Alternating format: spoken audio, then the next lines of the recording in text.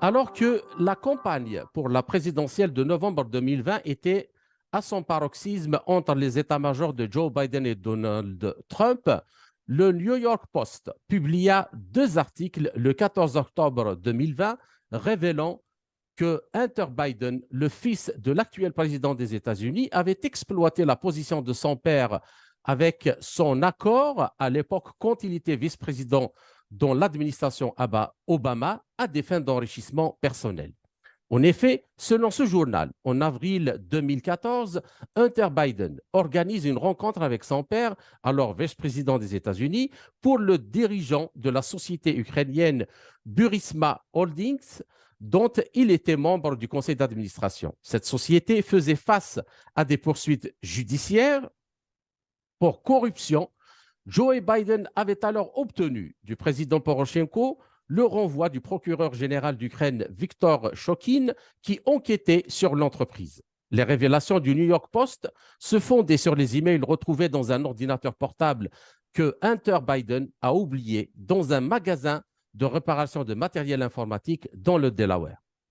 Or, le 19 octobre, pas moins de 51 ex-dirigeants et membres des services de renseignement américains signent une lettre dans le journal Politico transmise par Nick Shapiro, un ancien conseiller du directeur de la CIA, John Brennan. Parmi les signataires figuraient 5 anciens directeurs ou directeurs par intérim de la CIA: John Brennan, Leon Panetta, le général Michael Hayden, John McLaughlin et Michael Morel. Figurent également de nombreux autres cadres supérieurs de renseignement américains, parmi lesquels Russ Travers, ex-directeur par intérim du National Counter-Terrorism Center, Glenn Gerstel, ancien conseiller général de la NSA, Rick Ledgett, ancien directeur adjoint de la NSA, Marc Polymeropoulos, officier de la direction des opérations de la CIA, et Cynthia Strange, ex-directrice adjointe de la CIA. Alors, parmi ces cadres supérieurs, certains avaient ouvertement apporté leur soutien au candidat Joe Biden. Dans ce document, massivement repris par les médias mainstream, ces ex-espions de haute voltige affirmaient sans la moindre preuve sérieuse, dans le but de dégonfler cette affaire, que cette histoire présentait toutes les caractéristiques classiques d'une opération de désinformation ou d'information russe afin d'influencer le vote des Américains lors de cette élection.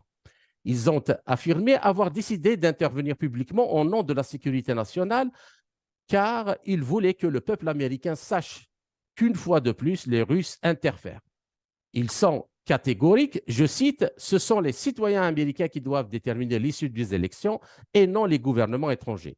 Alors, tout comme dans l'affaire des gazoducs Nord Stream 1 et 2, où il a tenté de discréditer l'enquête minutieuse et très documentée des journalistes Seymour Hersh, lauréat du prix Pulitzer, le New York Times a à nouveau mis en cause la rigueur du processus de l'enquête du New York Post, qui réfuta les arguments avancés et défendit ses articles, affirmant que tous les faits rapportés avaient été minutieusement vérifiés avant publication. Puis encore, la lettre fut massivement diffusée sur les réseaux sociaux, servant d'alibi au blocage de l'article, et le compte Twitter du New York Post fut même suspendu pendant 2 semaines. Or, dans leur rapport provisoire intitulé How Senior Intelligence Community Officials and the Biden Campaign Worked to Mislead American Voters, les enquêteurs des 2 commissions de la Chambre des représentants lèvent le voile sur des mesures plus que douteuses prises par Joe Biden et son équipe de campagne pour discréditer les accusations concernant son fils Hunter, notamment en faisant appel à la lettre mensongère signée par les 51 éminents membres des services de renseignement du pays. Ainsi, n'est-ce pas la CIA et tout le corps du renseignement américain qui ont conspiré contre la liberté et la démocratie en influençant le vote des Américains en faveur de Joe Biden? Pour quel but? Dans ce cas, accuser injustement la Russie avec tous les dangers que cela comporte. Et quid des dessous de la situation en Ukraine et à Taïwan? Réponse dans quelques instants avec mon invité Éric Denessé, directeur du Centre français de recherche sur le renseignement à Paris. Éric Denissé, bonjour et merci de nous avoir accordé cet entretien. Bonjour. Alors, à l'époque, le directeur du renseignement national, John Ratcliffe, avait déclaré que l'ordinateur portable de Hunter Biden, je cite, ne faisait pas partie d'une campagne de désinformation russe et que le FBI et la communauté du renseignement savaient que les informations contenues dans l'ordinateur étaient authentiques. Alors, ma question, comment expliquer que ces déclarations ont été passées sous silence, permettant ainsi à Joe Biden de s'en tirer dans le second débat de l'élection face à Donald Trump en utilisant la dite lettre signée par les 51 hauts dirigeants du renseignement des États-Unis. Et puis, la question, à votre avis, ne méritait-elle pas une enquête approfondie? Si, bien sûr, et vous avez raison d'évoquer ce problème. Premier aspect qui n'avait pas toujours été expliqué, c'est que lorsque le responsable du magasin a découvert cet ordinateur que Hunter Biden n'était pas venu récupérer, il en a transmis, bien sûr, une partie, enfin, il a transmis le disque dur au FBI. C'est pour ça qu'à la fois le New York Post et le FBI ont pu l'un et l'autre exploiter les données. Et c'est ce qui a permis très rapidement au FBI de dire que les données qui se trouvaient dans l'ordinateur de Hunter Biden étaient tout à fait des données justes, vraies, et après vérification. Et il se trouve que c'est le maire de New York, Rodolphe Giuliani, qui a donné l'information, bien sûr, au New York Post, dans le but, bien sûr, dans le but politique d'utiliser ces données pour attaquer Joe Biden.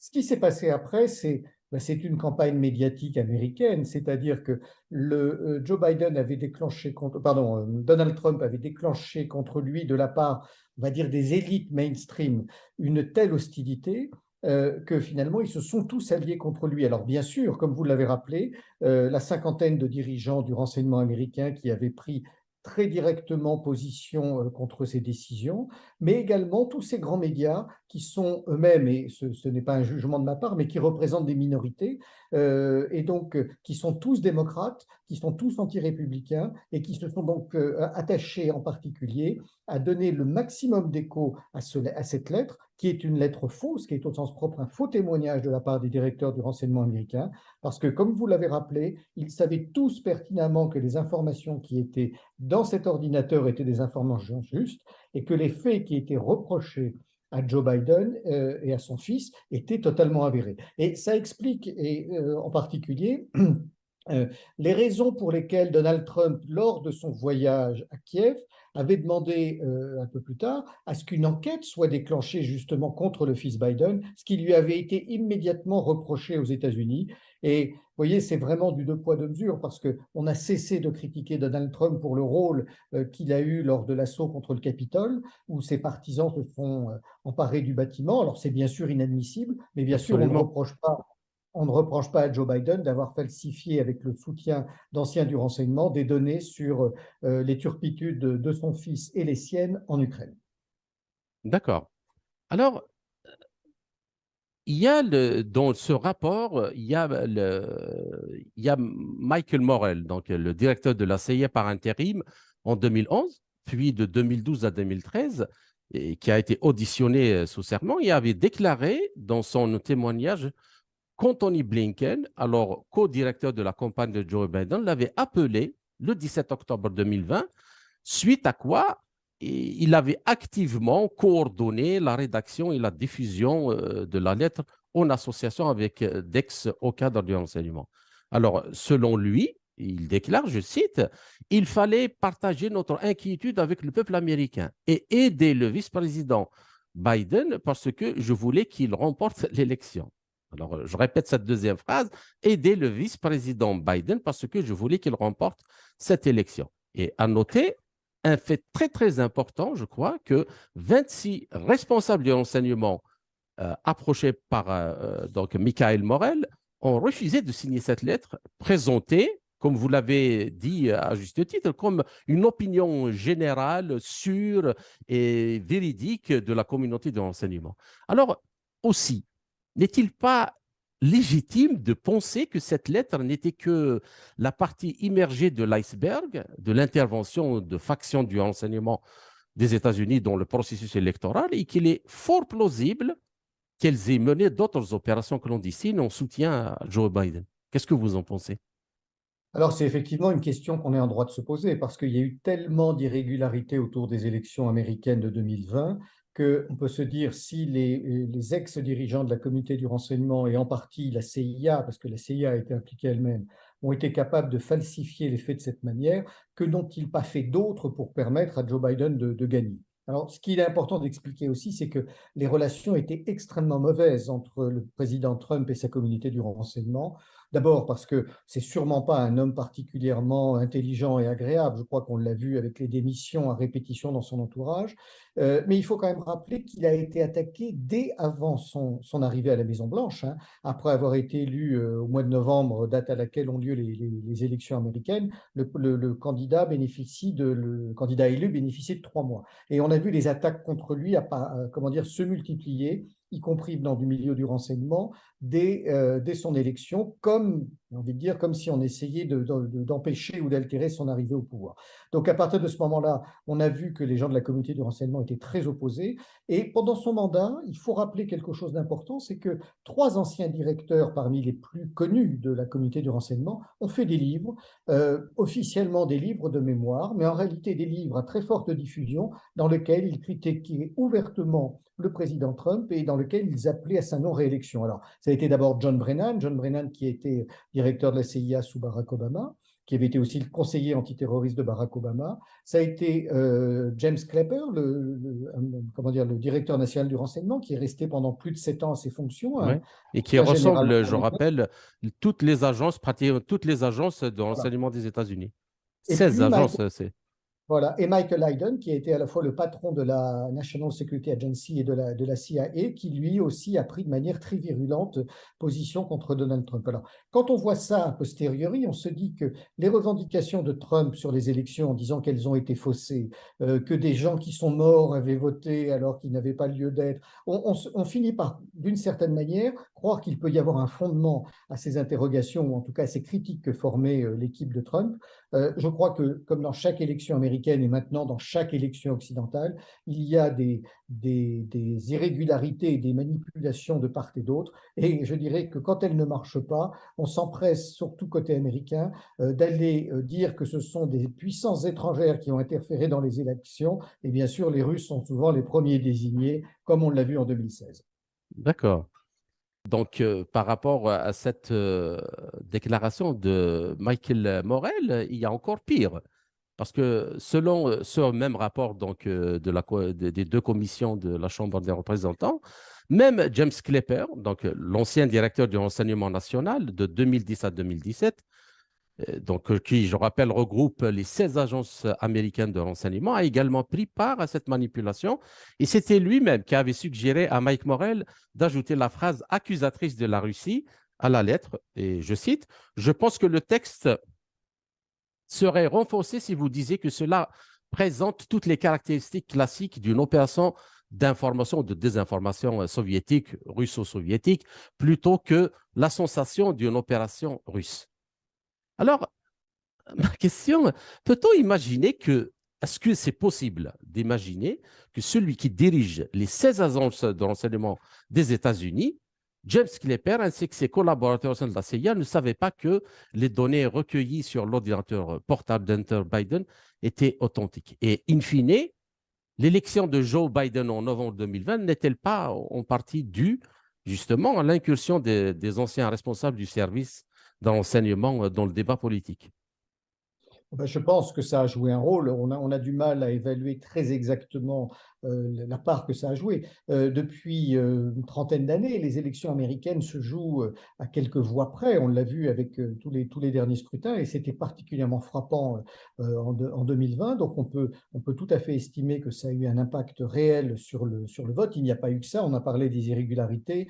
D'autres sujets ont joué. Ce qui est quand même assez frappant, c'est que effectivement, James Clapper était obligatoirement au courant. courant. On ne peut pas, quand on a été patron du DNI, ne pas être au courant. Il faut le rappeler, il coordonne et c'est lui qui gère en partie les budgets pour toutes les agences. Donc, il a un contact permanent avec tous les patrons de service et les anciens patrons de service. Et vous disiez tout à l'heure, on vous évoquiez le rôle d'Anthony Blinken, qui est l'actuel secrétaire d'État, qui est quand même, il faut le rappeler, un néoconservateur et parmi les plus radicaux. Les Oui, néoconservateurs sont démocrates hein, pour la quasi-totalité. Il n'y a pas trop de néoconservateurs chez les républicains. Donc on est vraiment sur une cabale qui est montée de toutes pièces pour effectivement faire basculer les élections dans le sens de ce que les membres de la communauté du renseignement veulent. Mais ce que veulent les membres de la communauté du renseignement, c'est aussi ce qu'on appelle l'État profond américain. Et l'État profond oui. était très globalement opposé à Donald Trump.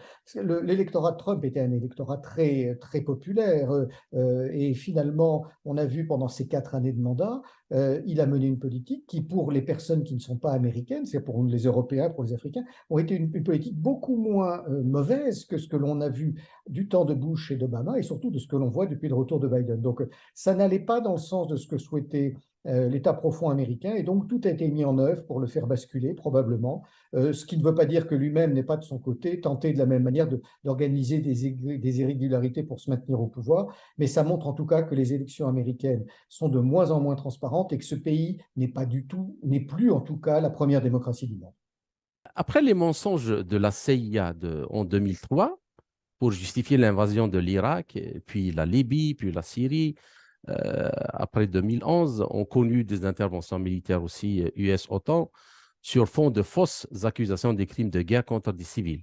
Donc, il y a eu également les événements en 2014 de Place Maïdan en Ukraine, le Russagate en 2016, l'espionnage du Congrès lors de la rédaction du rapport sur la torture et enfin la dissimulation de tous les programmes d'écoute à la Maison-Blanche. Et il faut rappeler, encore une fois, que durant tous ces événements, entre 2011 et 2007, c'est le même James Clapper, donc, qui fait cette forfaiture par rapport, disons, c'est le moins que l'on puisse dire, à la déontologie dans ses fonctions, qui dirigeait les renseignements américains. Donc, comment les décisions de politique étrangère des États-Unis peuvent-elles demeurer crédibles aux yeux de leurs alliés et de l'opinion internationale, alors que les preuves fusent sur les mensonges des services de renseignement qui participent au processus de prise de décision? Oui, alors je crois qu'il y a deux choses. James Clapper, en tant que patron du DNI, ne dirige pas au sens propre les agences du renseignement. Il pilote les résultats, il s'occupe d'un certain nombre d'aspects budgétaires, il analyse les informations venant de tous les services, mais les services sont très autonomes, chacun de leur côté. Et dans l'ensemble des turpitudes que vous avez rappelées, elles sont très nombreuses. Ce sont souvent des turpitudes de la CIA, mais aussi du FBI sur un certain nombre de procès. On aura peut-être l'occasion d'en parler, notamment le Russiagate contre Donald Trump. En tout cas, évidemment qu'un homme comme James Clapper a une part de responsabilité, mais les différents patrons de la CIA en ont une qui est tout aussi grande. Je me souviens en 2014, après le coup d'État de Maïdan, lorsque la Russie a décidé de récupérer la Crimée, les services américains se sont précipités à Paris, surtout les services de renseignement militaire et la NSA, pour dire aux Français, vous allez voir, dans les jours qui viennent, la Russie va envahir l'Ukraine. Et ils faisaient une pression terrible, comme ils l'ont fait d'ailleurs fin 2021, début 2022. Et à l'époque, le directeur de la DRN, Christophe Gomard, avait maintenu fermement sa position et en avait informé l'Élysée en disant tout cela est une action d'influence américaine qui cherche à nous enfumer. Nous avons, nous, tous les éléments qui nous permettent de dire que les Russes ne vont pas envahir la Crimée. Donc, ce sont plein de petits exemples de cette nature. Alors, la question Mhm. qui se pose, est-ce que c'est quelque chose qui est décidé par le pouvoir politique? Est-ce que c'est quelque chose qui est décidé par le DNI, James Clapper?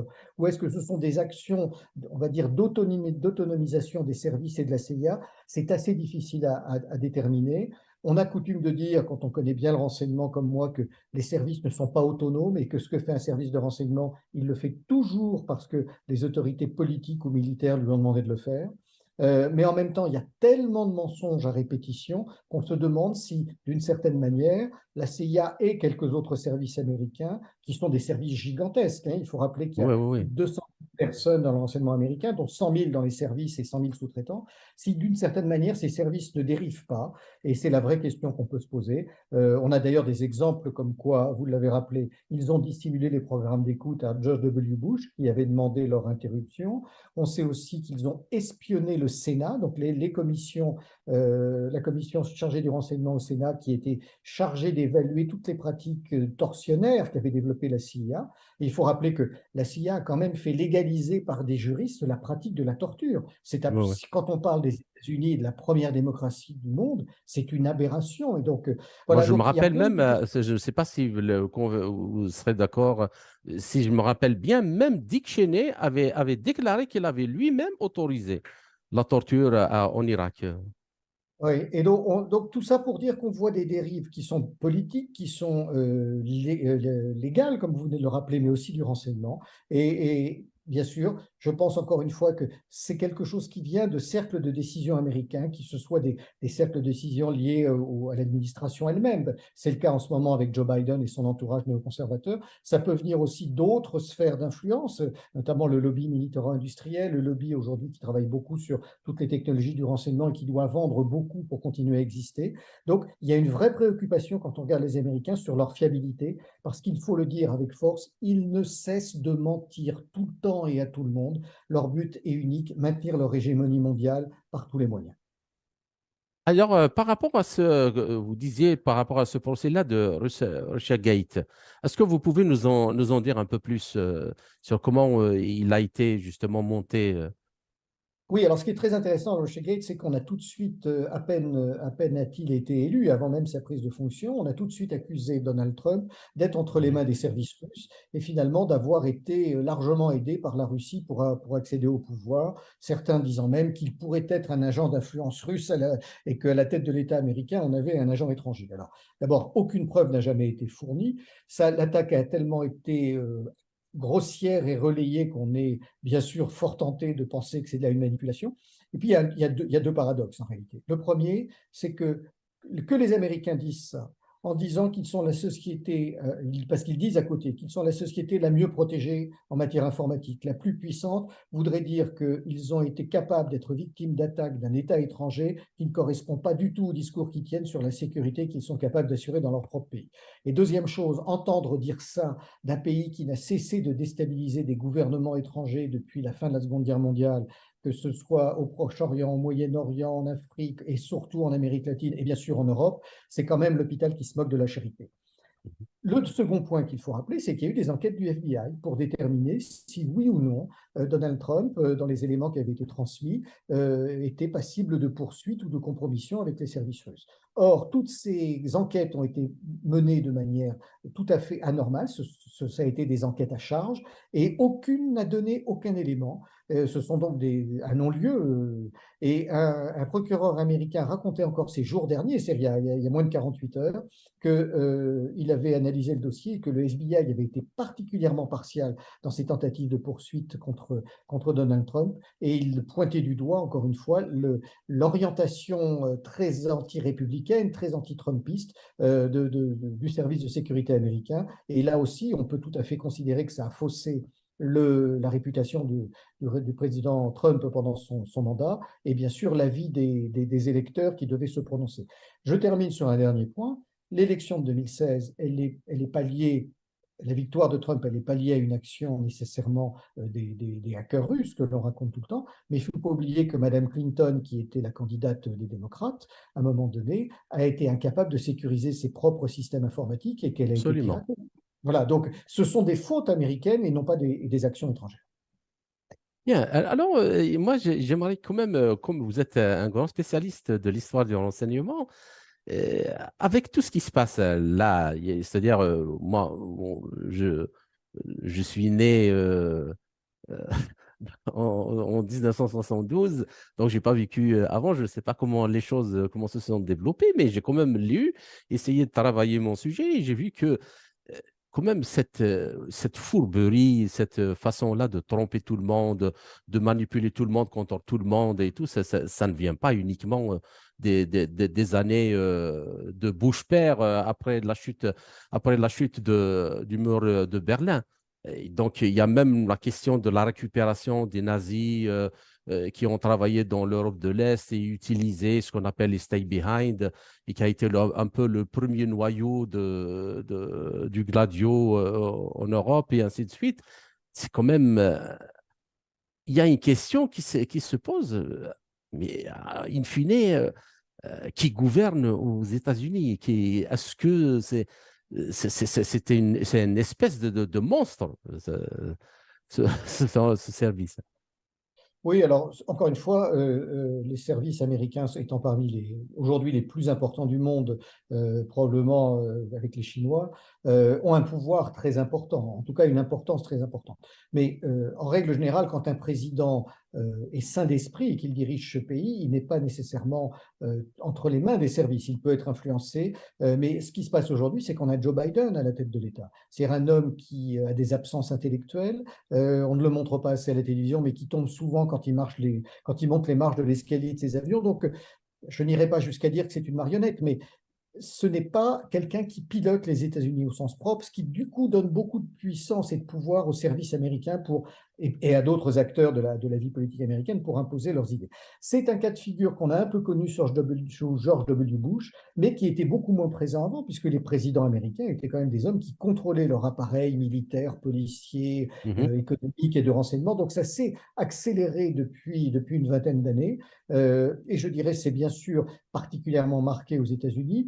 Ça existe ailleurs dans le monde, mais avant la guerre froide, quand il y avait des déstabilisations importantes, et on parlait tout à l'heure des élections comme elles ont eu lieu en Iran, dans certains pays où les Américains ont renversé les pouvoirs avec l'aide des Britanniques, mais également à l'issue de la fin de la Seconde Guerre mondiale, ils agissaient alors directement sur les ordres de l'exécutif. Nous avons connu la même chose en France et tous les pays connaissent la même chose.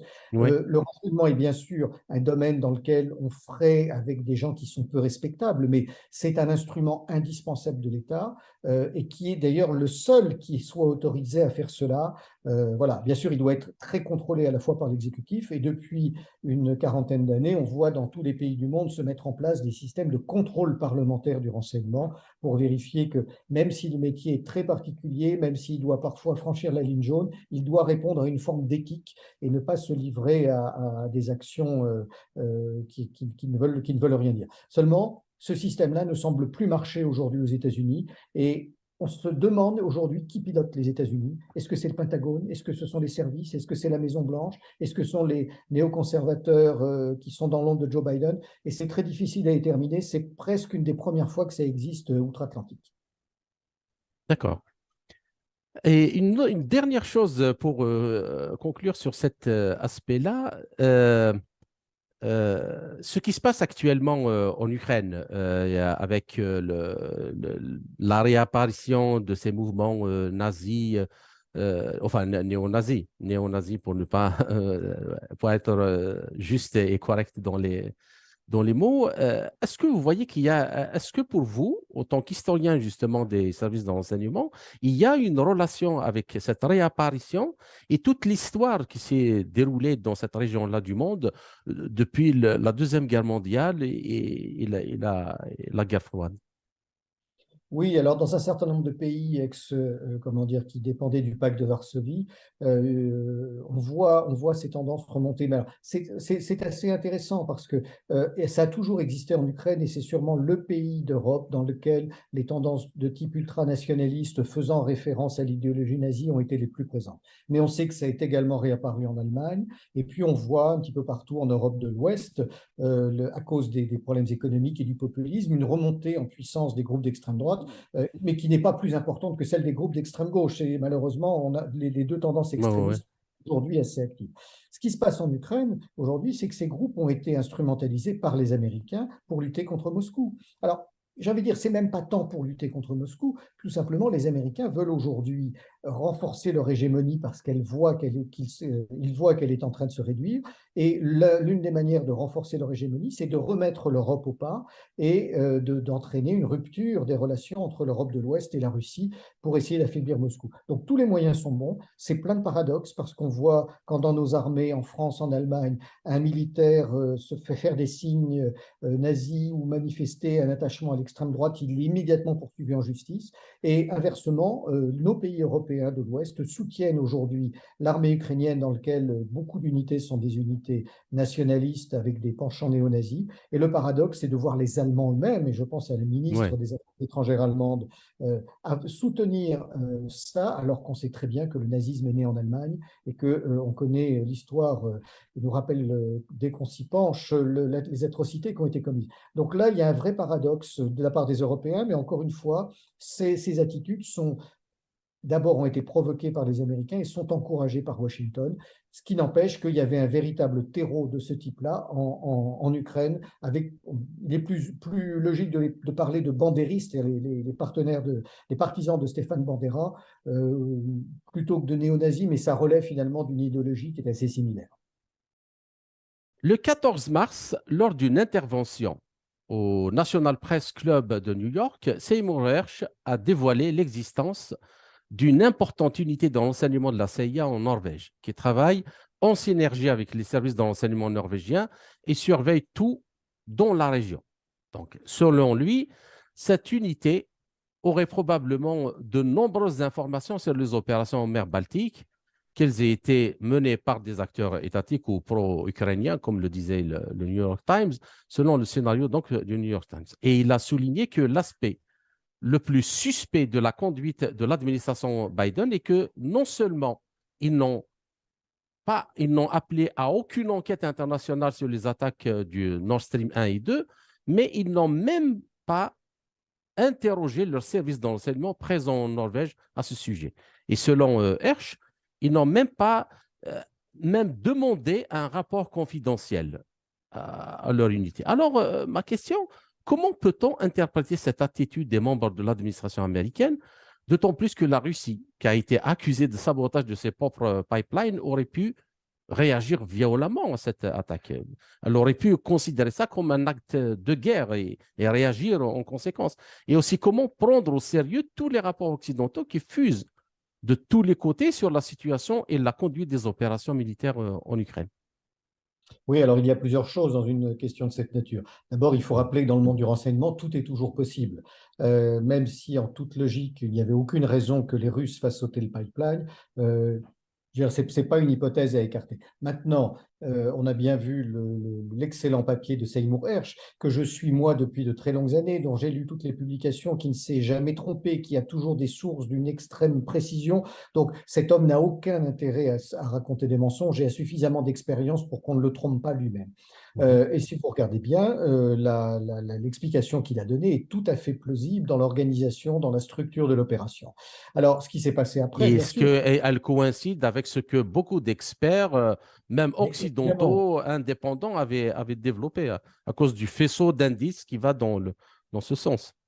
Et il faut surtout rappeler que les Américains avaient dit depuis 2014 que Nord Stream 2, un jour, serait interrompu parce que ça n'allait pas dans le sens de leurs intérêts. Et il faut d'ailleurs rappeler, je fais juste une digression sur le sujet, que depuis que Nord Stream 2 a été saboté, les ventes de gaz de schiste américains en Europe ont été très largement accrues et que celles de Norvège, qui est le pays qui a participé aussi à l'opération, ont été multipliées par 2,5 en direction de l'Europe de l'Ouest. Donc les pays qui avaient intérêt politiquement et économiquement à ce que Nord Stream 2 s'arrête sont très clairement identifiés. Maintenant, il y a plusieurs choses. Les Américains ne s'attendaient bien sûr pas à ce que Seymour Hersh sorte aussi rapidement un papier aussi documenté. Donc, ils ont tenté à plusieurs reprises de faire des contre-feux. Le premier était cette histoire abracadabrantesque d'un espèce de yacht qui aurait quitté les côtes polonaises avec des Ukrainiens à son bord, qui n'étaient pas des Oui, Ukrainiens envoyés par le régime. Bon, ça ne tient pas la route parce qu'il n'était que 6 à bord. On ne peut pas maintenir un yacht comme ça en mer avec une profondeur de 267 mètres, donc ça ne tenait pas la route.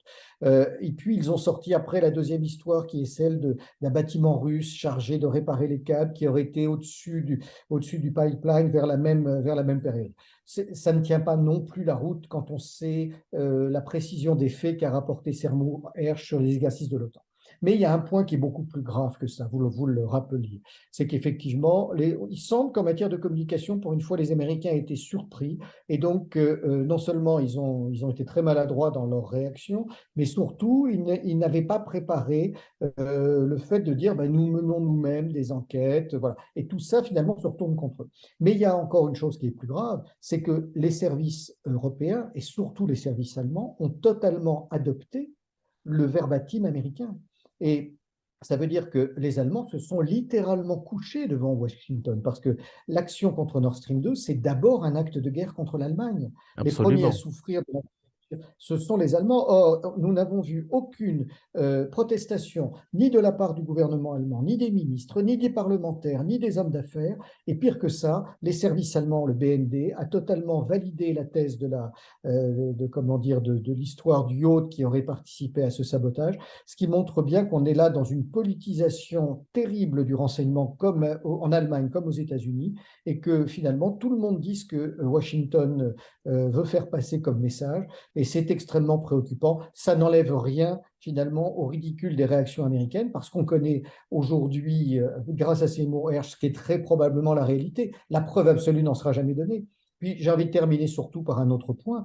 Je n'ai vu aucune plainte déposée par aucun pays occidental contre la Russie, aucune enquête déclenchée pour prouver que c'était les Russes. Donc c'est aussi, cette absence d'attaque de la Russie est aussi un aveu qui est assez marqué. D'accord. Et même le fait, disons, s'il y a enquête qui est déclenchée, normalement, on doit mettre tous ceux qui sont concernés par ce sabotage, y compris les Russes, les Allemands et tout.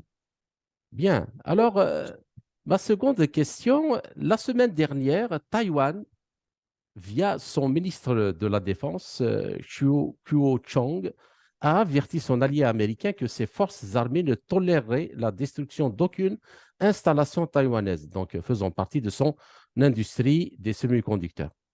Alors, l'avertissement fait suite aux appels croissants de certains politiciens et analystes militaires américains suggérant à la Maison-Blanche de détruire le secteur technologique vital de Taïwan prétendument afin d'empêcher la Chine de prendre le contrôle de cette industrie sensible, donc des semi-conducteurs et des puces électroniques, et ainsi de suite, et de nuire à l'économie chinoise. Et alors, l'industrie électronique taïwanaise, est-ce qu'on peut, euh, disons, en prenant le risque que certains peut-être voudront nous accuser de complotisme, mais vu ce qui se passe et comment les choses sont menées, je trouve que c'est légitime de se poser la question si l'industrie électronique taïwanaise ne risque-t-elle pas de connaître le même sort que les Nord Stream 1 et 2, avec toutes les conséquences gravissimes que cela pourrait engendrer sur la stabilité et la sécurité dans cette région du monde. Alors, je vais vous faire une réponse de deux manières. La première, je ne le pense pas parce que je ne crois pas, sauf erreur de ma part, bien sûr, que les Chinois vont commettre l'erreur d'envahir Taïwan et de s'emparer de l'île par la force à court terme. Je ne le pense pas un instant. Et deuxièmement, je ne pense pas non plus, parce que les Américains ont besoin de ces microprocesseurs. Je crois que c'est 80% de la production de microprocesseurs qui est aujourd'hui, du monde entier qui est aujourd'hui produite par Taïwan, oui. Taïwan.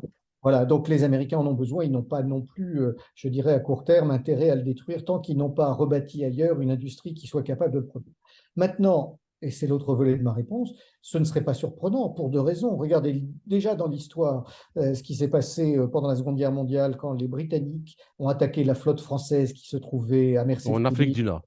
en Afrique du Nord, parce qu'elle ne voulait pas qu'elle tombe aux mains des Allemands. On est en situation de guerre, donc tous les coups sont permis. Et comme ils l'ont fait pour Nord Stream 2, si la situation était beaucoup plus dangereuse qu'elle ne l'est aujourd'hui, il n'est pas totalement idiot de penser que les Américains se disent, nous voulons priver les Chinois de ces usines qui sont des usines stratégiques, et pour les affaiblir, nous sommes prêts à tout. Donc concrètement, nous n'avons aujourd'hui aucun élément qui permette de dire que c'est vrai, à part les déclarations du président, enfin du ministre de Taïwan. Et donc, il est bien de se poser la question parce que l'exemple de Nord Stream 2 donne quand même un certain fondement à cette préoccupation qui est celle des Taïwanais, mais je ne pense pas que ce soit quelque chose qui puisse se réaliser à court terme. D'accord. Alors, la question suivante, Maintenant, j'aimerais bien remonter un peu dans l'histoire et reconnecter tout ce que nous avons déjà développé sur cette question-là de renseignement par rapport à ce qui s'est passé en 2003, par exemple. Alors, le 1er décembre 2008, le président George Bush, Walker Bush, a reconnu, je l'ai mis entre guillemets, l'erreur américaine en 2003 en Irak dans un entretien donc, sur la chaîne de télévision ABC News. Alors, il dit, le plus grand regret de toute cette présidence consistera dans la défaillance des renseignements en Irak. Voilà. Et en 2013, dans un autre entretien à l'Obs, Colin Powell,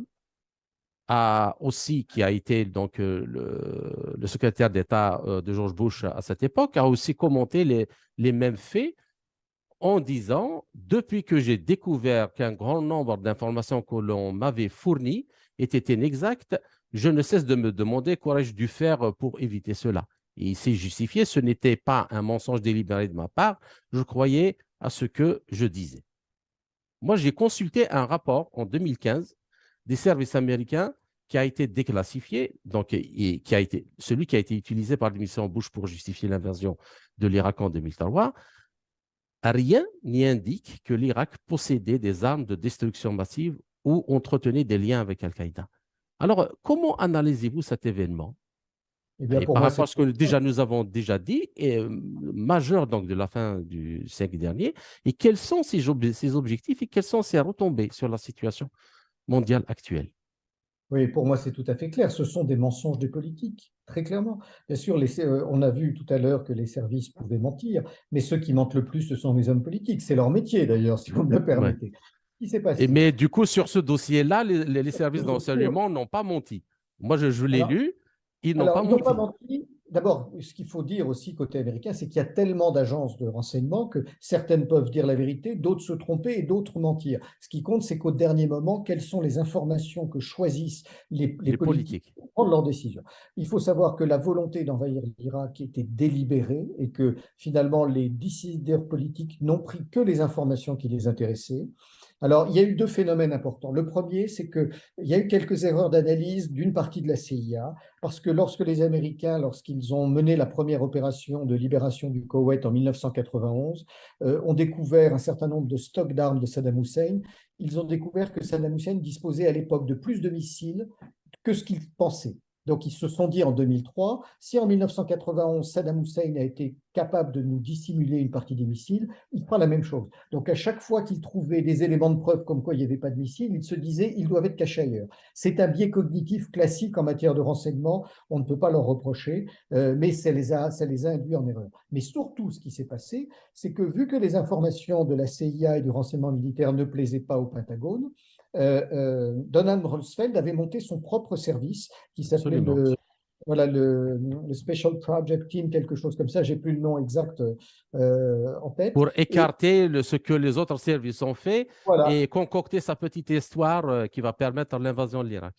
et ils travaillaient avec les Allemands, une nouvelle fois. Les Allemands avaient recruté un ancien ingénieur militaire irakien qui leur donnait des tas d'informations qui étaient fausses, que les Allemands n'arrivaient pas eux-mêmes à interpréter comme étant bonnes ou vraies, et avaient tout transmis aux Américains. Et Rumsfeld utilisait ces informations-là pour déclencher l'opération en Irak. Donc, les discours de George W. Bush, peut-être manipulés par son entourage, et comment s'appelle-t-il, l'ancien Colin chef d'État, Powell.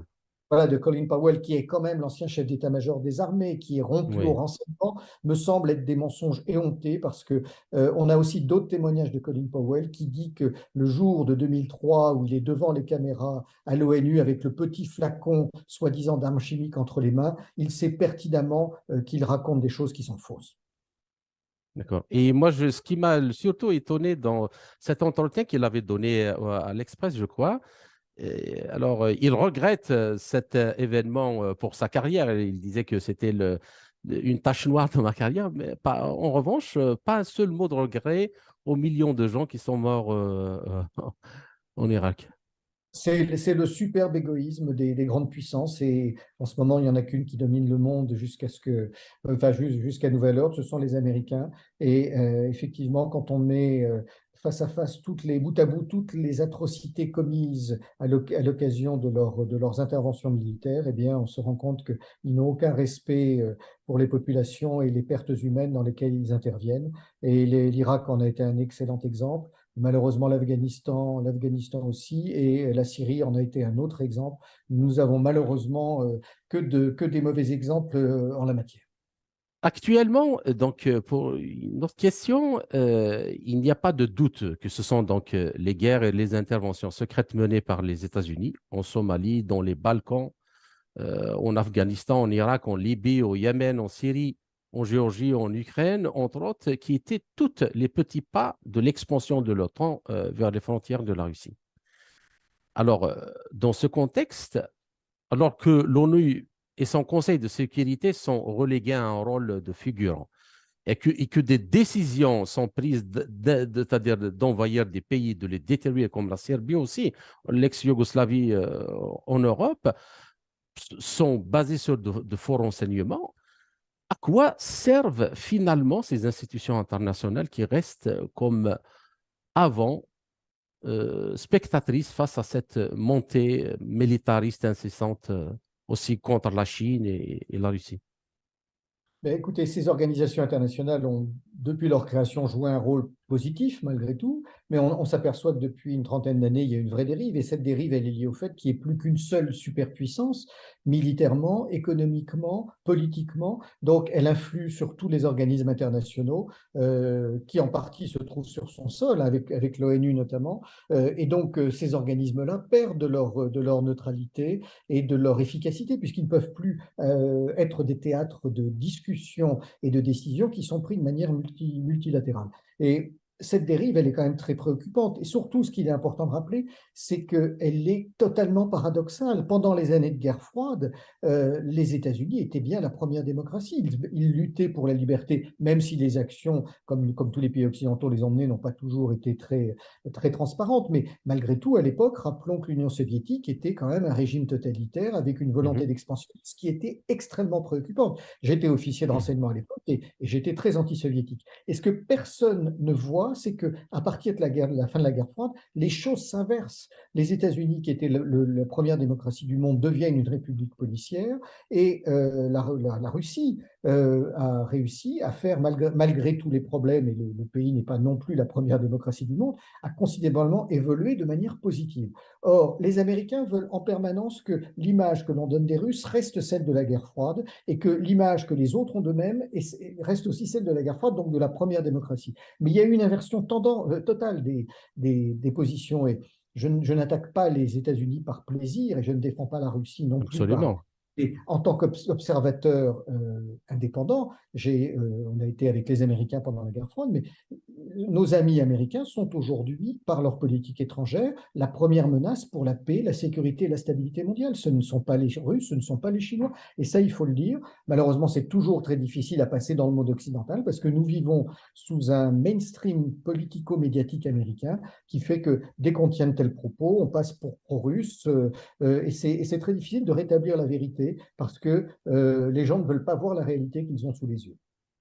Bien. Alors maintenant, j'aimerais quand même vous poser une question parce que c'est un sujet que vous maîtrisez parfaitement. C'est l'Ukraine. Alors, pour vous, est-ce que actuellement on s'approche d'une solution ou il n'y a pas de solution à l'horizon? Au moins, est-ce qu'on pourrait imaginer que dans les quelques semaines à venir, il pourrait au moins y avoir un gel du conflit? Ou c'est l'inverse? Qu'est-ce que vous en pensez? Où en est la situation actuellement? Alors, je vais vous faire part de quelques analyses, mais le renseignement n'étant pas la prospective et l'astrologie, je ne sais Bien pas sûr, bien fort sûr, bien d'ici. sûr. En tout cas, Il faut partir de la réalité, comme on dit, voilà. de ce qu'on En tout connaît cas, bien dans la réalité. je pense tous les jours à une phrase, je crois, de Confucius qui dit: aucun problème ne résiste durablement à une absence de solution, et c'est peut-être ce qui va arriver pour l'Ukraine. Non, indéniablement et rapidement, le conflit en Ukraine a été délibérément provoqué par les Américains, soutenus par les Britanniques, ça ne fait aucun doute. Que l'on reproche aux Russes d'avoir transgressé le droit international, c'est une réalité, mais les Occidentaux l'ont tellement fait que ce n'est pas un argument qui tient. C'est un piège dans lequel Vladimir Poutine, à mon sens, est allé délibérément, en sachant qu'il n'avait que des mauvais choix. En tant qu'ancien officier de renseignement, je me souviens que depuis 30 ans, nous n'avons cessé de bafouer les Russes, qui ont fait quand même, depuis la fin de la guerre froide, un certain nombre de concessions et ont montré des signes de bonne volonté, mais jamais, jamais leurs intérêts n'ont été pris en compte. Donc, à force d'agiter un chiffon rouge devant un taureau, il ne faut pas s'étonner qu'ils réagissent. Et alors, concrètement, la situation militaire sur place, elle est pour nous de plus en plus difficile à interpréter puisque la désinformation est tellement importante, ou la propagande, et nous ne disposons pas de satellites qui nous permettent de suivre l'évolution de terrain, ce n'est pas encore dans nos moyens, que c'est très difficile à voir. Chaque camp fait bien sûr sa propre propagande, mais j'observe, pour avoir bien connu la guerre froide, que la propagande occidentale est aujourd'hui atteint des sommets avec lesquels ne peut pas rivaliser finalement la propagande russe. Il semble bien que l'Ukraine ne puisse pas gagner cette guerre et il semble bien que la Russie ne puisse pas perdre cette guerre. L'Ukraine, sur un plan militaire, comme sur un plan économique, comme sur le soutien international, est au maximum de ce qu'elle peut faire. On a beaucoup plus de mal à voir où en est la Russie. Est-ce que la Russie, qui jusque-là mène une guerre relativement limitée, je le dis, parce que les frappes aériennes, les combats, même s'ils sont très violents, c'est une guerre de haute intensité, mais ce n'est pas une guerre totale. Et donc, les Russes pourraient encore probablement monter en puissance. Ils ne le font pas délibérément parce que c'est une opération spéciale à leurs yeux. C'est pour nous la grande interrogation. J'ai envie de dire que beaucoup de choses vont surtout dépendre de la politique intérieure américaine. Les débats sur la D'accord. dette qui ont lieu en ce moment. Euh, L'évolution interne des États-Unis, parce que le Pentagone a soutenu cette crise autant qu'il l'a pu, parce que ça a arrangé, il avait besoin de cette guerre pour retrouver des budgets de défense. Il faut rappeler que les budgets américains sous Barack Obama ont perdu quasiment 10% par an, que depuis la fin de la guerre froide, ces effectifs ont fondu. Et dans le cadre de la guerre contre le terrorisme que menait le Pentagone, il n'avait que des équipements légers destinés à faire de la lutte anti-guérilla et anti-terroriste. Et afin de prévoir le conflit futur qu'ils envisagent avec la Chine, il lui fallait réorganiser totalement son arsenal, le type d'avions, de missiles, de moyens de combat. Et pour ça, il avait besoin d'une crise qui lui permette d'obtenir les budgets. Maintenant, le Pentagone ne veut pas la guerre. Comme souvent, les militaires sont beaucoup plus prudents que les politiques. Le Parce qu'ils Pentagone, savent qu'en guerre, on meurt. et ils C'est perdent pas un leurs jeu hommes. électronique devant Voilà. un écran. Et donc, le Pentagone, qui, juste pour l'instant, on peut dire, est satisfait de ce qui se passe, ne souhaite pas que ça aille plus loin. Et s'il obtient les budgets, eh bien, on peut considérer qu'on va doucement vers une sortie de crise parce qu'il sera probablement un élément modérateur au sein de l'appareil de décision américain et qu'il arrêtera probablement de donner de l'argent demander à ce qu'on arrête de donner de l'argent et des moyens aux Ukrainiens qui vont se retrouver dans ce cas-là tout à fait démunis. Ça me semble être une des principales raisons pour une sortie de crise possible, que les Américains se disent, bon ben là, on a obtenu ce qu'on voulait, on n'a pas gagné, on n'a pas réussi à affaiblir la Russie, mais on a quand même gagné, c'est-à-dire qu'on a vassalisé une nouvelle fois totalement l'Europe de l'Ouest. Et finalement, les Américains sortiront ni vraiment gagnant, ni vraiment perdant de ce conflit. Ceux qui perdront le plus, ce sont d'abord les Ukrainiens, dont le pays sera totalement dévasté, les Européens de l'Ouest ensuite. Voilà. Et de son côté, on peut dire que la Russie sera, comme les Américains, à moitié gagnant et à moitié perdant. À moitié perdant parce que malheureusement, il y aurait eu une rupture totale avec l'Europe de l'Ouest, ce que Moscou ne souhaitait pas, et en partie gagnant parce qu'ils n'auront pas cédé face aux Américains, qu'ils auront montré leur résilience et qu'ils sont appuyés par beaucoup, beaucoup de pays du monde qui ne sont pas les pays occidentaux, par les D'accord. vrais pays de la communauté internationale. Je voulais aussi, parce que j'ai lu quand même pas mal d'articles de vous sur les techniques de désinformation qu'utilisent les médias et j'ai beaucoup aimé, j'ai beaucoup appris. Alors, moi, c'est une chose qui m'intrigue depuis le début de cette crise-là en Ukraine. Je ne sais pas si vous serez d'accord avec moi, mais j'ai l'impression que celui qui est absent dans les médias, en particulier occidentaux, de ce qu'on voit, on peut lire, ce qu'on regarde dans les télévisions, c'est justement la souffrance du peuple ukrainien. On Oui, parle d'héroïsme, on a fait, les Ukrainiens ont fait ça, on fait ça, on fait ça, mais jamais les gens ne se posent la question quel est le degré de souffrance, les pertes humaines, les pertes matérielles, comment les gens vivent, est-ce qu'ils ont un avenir? Qu'est-ce que vous en oui. pensez? Écoutez, vous avez raison, mais on ne s'est jamais posé la question des souffrances du peuple irakien, on ne se pose pas les questions des souffrances du peuple syrien, on ne se pose pas la question des souffrances des peuples africains. Je pense notamment à l'Afrique des Grands Lacs, où il y a eu 25 millions de morts, ou 12 millions de morts, pardon, en 25 ans. Ça n'a jamais fait la une de l'actualité dans les pays occidentaux. Donc, le fait qu'on parle quand même plus de l'Ukraine parce que c'est un pays occidental, donc un pays blanc, donc dans notre monde, c'est quelque chose à laquelle les médias accordent plus d'attention. Mais inversement, on ne parle quasiment pas de la crise entre l'Arménie et l'Azerbaïdjan. Donc, mais je voudrais aussi revenir sur un deuxième point. La guerre est quelque chose d'atroce. Des crimes de Absolument. guerre, il y en a des deux côtés. Je crois que personne n'en a le monopole. Il n'y a pas que les Russes, mais dire que les Russes n'en ont pas fait, c'est pas vrai. Et les Ukrainiens en ont fait de très nombreux pour leur part également. Donc, malheureusement, en tant qu'ancien officier, nous savons ce que c'est que la guerre. Et ça ne se termine jamais de manière propre pour les populations comme pour les combattants. Maintenant, regardons quand même, c'est une guerre limitée. C'est-à-dire que si on compare les victimes des frappes russes aujourd'hui, si vous écoutez les médias, on vous dit tous les jours, il y a eu des frappes de missiles russes sur Kiev, sur les principales villes, et on vous dit, il y a 3 morts, 4 morts, 6 morts. Comparé aux frappes américaines en Afghanistan, au Yémen, au Pakistan, en Syrie, c'est presque ridicule. C'est Mhm. bien sûr, j'ai beaucoup de compassion pour les populations qui Absolument. sont... Une vie humaine est une vie Mais humaine. mais quand on regarde le nombre de victimes, quand on compare comment dire, les dépêches de presse, c'est ridicule. Bon. Tous les combats ont lieu, bien sûr, dans le Donbass et sur la frontière, dans les zones de Donetsk, Lugansk, Zaporizhzhia et Kherson. Là, on est dans un combat, bien sûr, où il y a beaucoup, beaucoup plus de victimes et c'est un vrai théâtre de combat je vais dire comme en 1914 en Europe de l'Est. Mhm. Par contre, la totalité du reste de l'Ukraine et la Russie vivent comme s'il ne se passait rien. Absolument. C'est ça qu'on ne voit pas. C'est-à-dire que la réalité que montrent les médias n'est pas la réalité de terrain. Bien sûr qu'on ne peut pas dire que la situation soit aussi sûre en Ukraine qu'elle l'est en France, par exemple. Mais aujourd'hui, il y a des tas de gens qui vivent normalement à Kiev, à Lviv et dans de grandes villes du pays. Le combat a lieu uniquement sur l'Est. C'est-à-dire que le combat a lieu dans les zones que déjà depuis 2014, l'armée ukrainienne nationaliste avait essayé de réduire à silence. C'est comme si on voulait que les morts ukrainiens de l'Ouest et plus de valeur que les morts ukrainiens de l'Est et les populations du Donbass qui, entre 2014 et 2021, je vous rappelle, ça fait plus de 16 000 morts. Alors, il y a des Oui. militaires des deux camps, bien sûr, mais on peut considérer que 90% des victimes sont des gens du Donbass. Ils ont été véritablement harcelés, poursuivis, matraqués, bombardés par l'armée de Kiev. C'est d'ailleurs ce qui a poussé la Russie à prendre parti à un moment donné. Donc, il ne faut pas oublier ces morts-là non plus, et ce sont eux qui ont le plus souffert. Aujourd'hui, on dit, même si nous n'arrivons pas à en avoir des preuves explicites, que le gouvernement de Kiev fait des rafles pour récupérer des hommes et les envoyer au combat. Je pense qu'il y a un fondement réel, même si ce n'est pas tout à fait probablement aussi vrai que ça.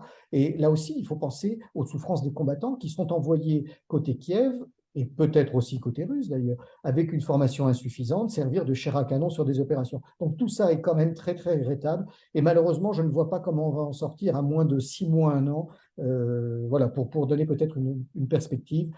Tant que le débat sur le budget n'est pas réglé au Congrès, tant que le gouvernement Zelensky ne voit pas, je dirais, un affaiblissement de ses livraisons d'armes et d'argent de la part de l'Occident, les choses risquent de continuer encore quelques mois. D'accord. Alors, une dernière question, Monsieur Denissé, c'est très intéressant et passionnant de discuter avec vous. Il y a une initiative de pays africains pour faire une intermédiation dans ce conflit. Je ne sais pas si vous avez entendu parler. Qu'est-ce que vous en pensez?